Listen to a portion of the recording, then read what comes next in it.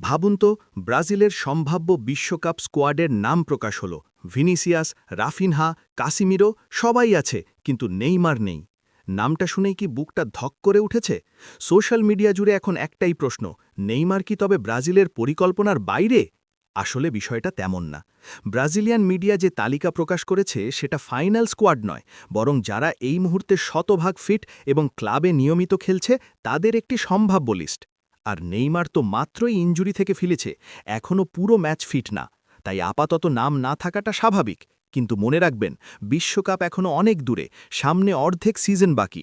Form আর fitness ফিরে পেলে নেইমারকে বাদ দেওয়া প্রায় অসম্ভব।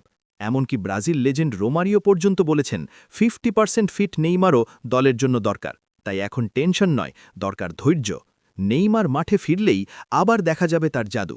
আর তখন লাল সবুজ জার্সিতে তার নামটাই হবে ব্রাজিলের সবচেয়ে বড় ভরসা।